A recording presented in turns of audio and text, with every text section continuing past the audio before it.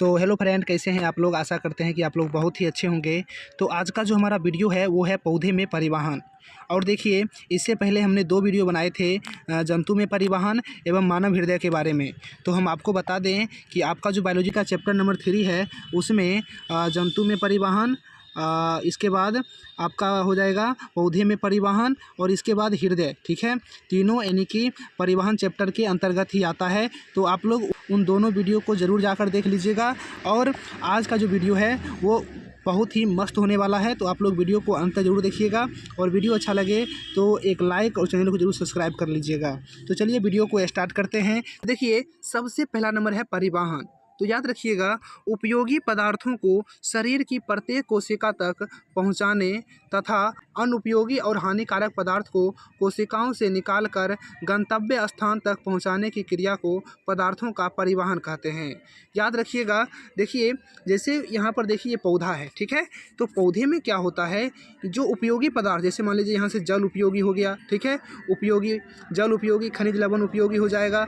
जो यानी कि पौधे के लिए उपयोगी है, ठीक है, उसको यानी कि पत्तियों तक पहुंचाना या प्रत्येक भाग तक पहुंचाने, ठीक है, पहुंचाने की क्रिया को, या अगर मान लीजिए कोई अनुपयोगी पदार्थ है, ठीक है, उसको यानी कि शरीर से बाहर निकालने की क्रिया को ही क्या कहते हैं, तो परिवहन कहते हैं। जैसे जो उपयोगी पदार्थ होगा उसको शरीर की विभिन्न कोशिकाओं तक पहुंचाना, और जो अनुपयोगी पदार्थ होगा उसको यानी कि शरीर से बाहर निकालने की क्रिया को ही क्या कहेंगे, इसे क्या कहेंगे, तो पदार्थ का परिवहन कहेंगे। तो आप लोग समझ गए होंगे पदार्थ का परिवहन क्या होता है। अब देखिए अगला नंबर है पौधे में पदार्थ का परिवहन। तो याद रखिएगा, एक कोशिकीय पौधा तथा सरल बहुकोशिकीय शैवाल में पदार्थ का परिवहन विसरण द्वारा होता है। ये क्वेश्चन कई बार पूछा जा चुका है कि बताइए शैवाल में पदार्थों का परिवहन किस रूप में होता है, तो विसरण द्वारा होता है। तो याद रखिएगा। इसके बाद देखिए एक कोशिकीय की बात करें, जैसे युगलिना की अगर हम बात करें, युगलिना जो है वह एक कोशिकीय पौधा होता है, ठीक है, और उसमें जो पदार्थ का परिवहन होता है वह विसरण द्वारा होता है। तो आप लोग समझ गए होंगे। तो इसको एक बार और रिपीट कर देते हैं कि एक कोशिकीय पौधों तथा सरल बहुकोशिकीय शैवालों में पदार्थ का परिवहन विसरण द्वारा होता है। इसके बाद देखिए हमारा है जटिल बहुकोशिकीय, जो यानी कि बहुत सारे कोशिकाओं से बना हुआ पौधा होता है, तो उसी को बोलते हैं जटिल बहुकोशिकीय। पौधों में जल एवं खाद्य पदार्थों के परिवहन के लिए एक खास तंत्र होता है जिसे संवहन ऊतक कहते हैं। और इस तंत्र के 2 भाग होते हैं, यानी कि संवहन ऊतक जो होता है वह 2 प्रकार के होते हैं। पहला होता है जाइलम और दूसरा होता है फ्लोएम। तो अब हम लोग जाइलम के बारे में जानेंगे। तो देखिए जाइलम, यह जल संवहन ऊतक भी कहलाता है। यह मिट्टी से जल एवं खनिज लवण को पौधे के जड़ से पत्तियों तक ले जाता है। तो आपको याद रखना है कि जाइलम जो होता है वह मिट्टी से जल एवं खनिज लवण को पौधे के जड़ से पत्तियों तक ले जाता है। तो जड़ से पत्ती तक जल एवं खनिज लवण को कौन पहुंचाता है, तो आपको याद रखना है जाइलम, ठीक है। जाइलम जो होता है वही यानी कि जल एवं खनिज लवण को पौधे के जड़ से पत्तियों तक पहुंचाने का काम करता है। तो आप लोग को याद हो गया होगा। इसके बाद देखिए फ्लोएम की अगर हम बात करें, तो यह ऊतक पौधे में बने भोज्य पदार्थ को शरीर के विभिन्न भागों में वितरित करता है।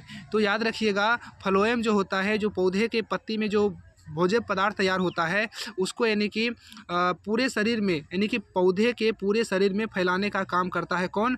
फ्लोएम करता है। और एक बात देखिए, ये एग्जाम में कई बार पूछा जा चुका है कि पौधे में खाद्य पदार्थों का स्थानांतरण सुक्रोज के रूप में होता है, ठीक है। याद रखिएगा, पौधे में जो खाद्य पदार्थ का स्थानांतरण होता है वह सुक्रोज के रूप में होता है, और हम लोग में खाद्य पदार्थों का स्थानांतरण ग्लूकोज के रूप में होता है, ठीक है।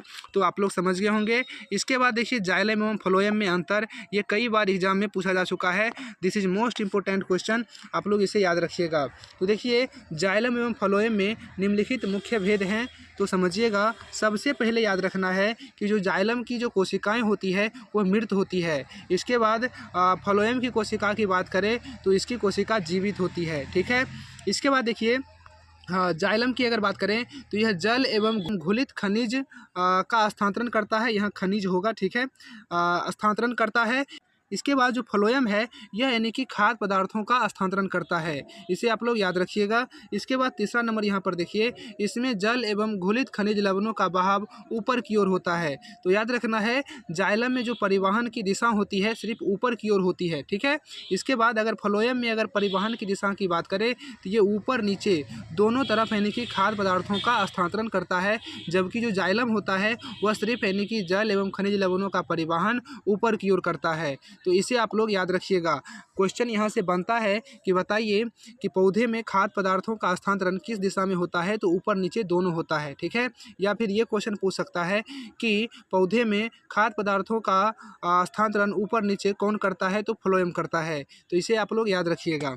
इसके बाद देखिए, पौधे में परिवहन की क्रियाविधि की अगर बात करें हम, पौधे में जल खनिज लवण एवं खाद्य पदार्थों का परिवहन दो तरह से होता है। सबसे पहला होता है स्थानांतरण, जिसको ट्रांसफ़र कहते हैं। इसके बाद दूसरा नंबर है वाष्पोत्सर्जन, जिसको ट्रांसपिरेशन कहते हैं, ट्रांसपिरेशन, ठीक है। तो याद रखिएगा। तो सबसे पहला देखिए हमारा है स्थानांतरण। पौधे के एक भाग से दूसरे भाग में खाद्य पदार्थों के जलीय घोल को आने जाने को खाद्य पदार्थों का स्थानांतरण कहता है। यानी कि पौधे के शरीर में जो खाद्य पदार्थों का एक जगह से दूसरी जगह तक जाना आना होता है उसी को क्या बोलते हैं, स्थानांतरण बोलते हैं, ठीक है। तो याद रखिएगा। इसके बाद देखिए, दूसरा नंबर पॉइंट है कि खाद्य पदार्थ एवं अन्य पदार्थों जैसे एमिनो अम्ल का स्थानांतरण पौधे में सदा अधिक सांद्रता वाले भाग से कम सांद्रता वाले भाग की ओर होता है। तो जो पौधे होते हैं उसमें यानी कि खाद्य पदार्थ का स्थानांतरण जैसे एमिनो अम्ल हो गया, तो इसका जो स्थानांतरण होता है वह अधिक सांद्रता वाले क्षेत्र से कम सांद्रता वाले क्षेत्र की ओर होता है। इसके बाद देखिए, अधिक सांद्रता वाले भाग को सांभर सिरे यानी कि सप्लाई एंड कहते हैं। इसके बाद कम सांद्रता वाले भाग को उपभोग सिरे यानी कि कंजम्पशन एंड कहते हैं। तो इसे याद रखिएगा। अधिक सांद्रता वाले को सांभर सिरे, इसके बाद कम सांद्रता वाले को उपभोग सिरे बोलेंगे, ठीक है। तो याद रखिएगा इसे। इसके बाद देखिए, वाष्पोत्सर्जन की बात करें तो देखिए, पौधे के वायवीय भागों से जल का रंध्र द्वारा वाष्प के रूप में निष्कासन की क्रिया वाष्पोत्सर्जन कहलाता है। तो देखिए, जितना मात्रा में पौधा जल लेता है वो सारा जल यानी कि अपने उपयोग में नहीं ला पाता है। तो जो जल बच जाता है वो यानी कि रंध्र के माध्यम से, पत्ती जो होती है, पत्ती के बीच में एक छिद्र होता है जिसको रंध्र या स्टोमाटा कहते हैं, ठीक है। उसी के माध्यम से वो यानी कि क्या करता है, उसी के माध्यम से उस जल को वायुमंडल में छोड़ देता है, जिसे वाष्पोत्सर्जन की क्रिया कहते हैं। तो याद रखिएगा, वाष्पोत्सर्जन की क्रिया सभी पौधे में समान रूप से नहीं होती है। जैसे मकई का पौधा प्रतिदिन में 3 से 4 लीटर जल इस क्रिया से छोड़ता है, जबकि हम सेब की बात करें तो इतने ही अंतराल में 10 से 20 लीटर जल को निष्कासित करता है। तो जो मकई का पौधा होता है वह दिन भर में 3 से 4 लीटर, जबकि सेब का जो पौधा होता है एक दिन में 10 लीटर से 20 लीटर पानी को निष्कासित कर देता है। तो इसे याद रखिएगा। इसके बाद देखिए, वाष्पोत्सर्जन का महत्व की बात करें तो पौधे के मूल से चोटी तक, मूल का मतलब जड़ होता है और चोटी का मतलब जैसे जिसको हम लोग छिपन्नी बोलते हैं, तो पौधे के मूल से चोटी तक लगातार जल की धारा वाष्पोत्सर्जन के द्वारा ही प्रवाहित होती है। इसे आप लोग याद रखिएगा।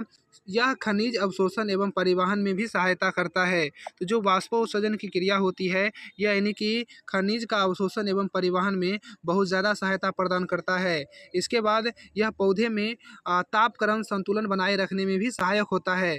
तो देखिए, जो वाष्पोत्सर्जन क्रिया है इसके द्वारा जो पौधे का टेम्परेचर होता है वो भी संतुलन रहता है, और यह यानी कि खनिज पदार्थ का अवशोषण एवं परिवहन में बहुत ज़्यादा मदद करता है। इसे याद रखिएगा। इसके बाद देखिए, ये वीडियो आपका यहीं पर अंत होता है। कैसा लगा यह वीडियो कमेंट में ज़रूर बताइएगा। और इसका जो 2 पार्ट और है, जंतु में परिवहन एवं हृदय के बारे में आप लोग अगर नहीं जानते हैं तो ज़रूर जाइए। हम कोशिश करेंगे कि इस वीडियो के डिस्क्रिप्शन में उसका लिंक दे दें, तो आप लोग उस लिंक पर क्लिक करके आप लोग वीडियो ज़रूर देख लीजिएगा। और वीडियो अच्छा लगा हो तो वीडियो को लाइक एवं चैनल को जरूर सब्सक्राइब कर लीजिएगा। चलिए मिलेंगे नेक्स्ट वीडियो में, तब तक के लिए जय हिंद, जय भारत।